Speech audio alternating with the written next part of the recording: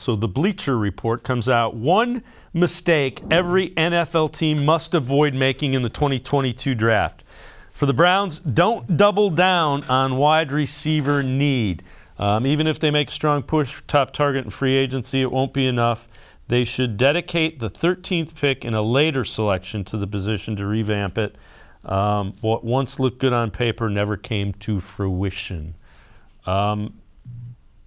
They got to draft a couple of guys because I think that room needs remade. Peoples-Jones, yes. Landry, if you keep him, yep. Anthony Schwartz, and that's about it. And who knows about Anthony Schwartz? Yeah. You know, guys who run really fast are nice. Guys who run really fast and catch the ball play wide receiver in the NFL. And we don't know about Anthony Schwartz yet. On our little show on 92.3 The Fan, I caught a lot of you-know-what this summer because I said I think the Browns need to go out and get another wide receiver.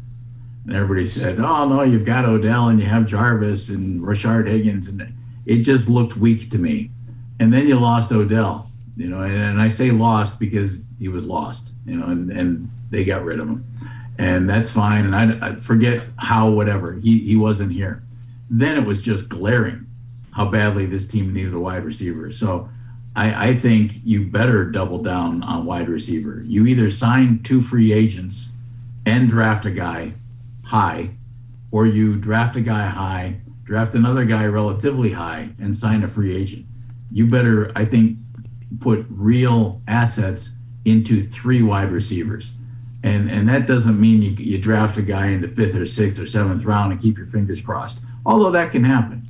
And we've seen that. And we've had productive players here at wide receiver taking rounds like that.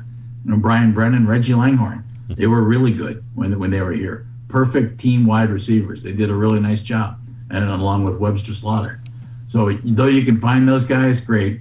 If you don't use your first round pick for it, Dave, maybe you trade back into the first round, or you draft 2 guys in the second round, or you get a guy in the second and the third, and you go sign a pretty good free agent. You better bring 3 wide receivers to this team, because otherwise, tell me who your guys are going to be. Yeah. Who's it going to be? And again, the way I've been phrasing it, who threatens the defense in the passing game? Nobody here right now, but is it them or is it the quarterback? Correct. And again, we won't know.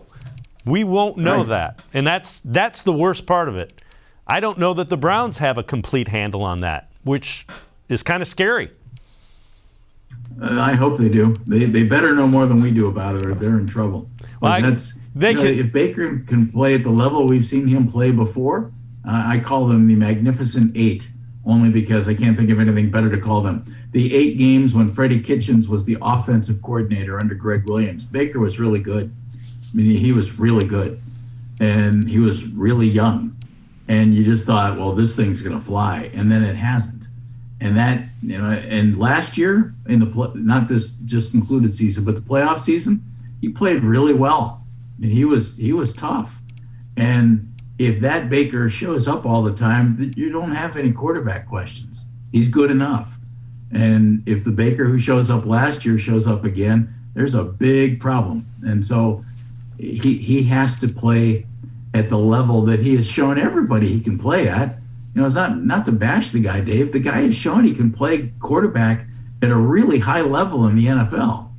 But playing quarterback at a really high level on an inconsistent basis doesn't do your team much good. And whether it was injury or whatever it was, it didn't work. So, man, they better have it figured out, or they better have somebody, like Mike Lombardi said at the beginning of the show, they better have somebody else better. And if they don't, well, then you go with a guy. But, man, the whole passing game thing, you can throw all the wide receivers out there you want. If your quarterback's not doing the job, if he's not reading the number 1 wide receiver, he's not giving that guy enough time, if he's not standing in the pocket, or if he's not rolling out, if the play call, I mean, there's so much more that goes into it. But the quarterback has to make plays. And look at the teams that made the playoffs and did well in the playoffs. They had quarterbacks who made plays.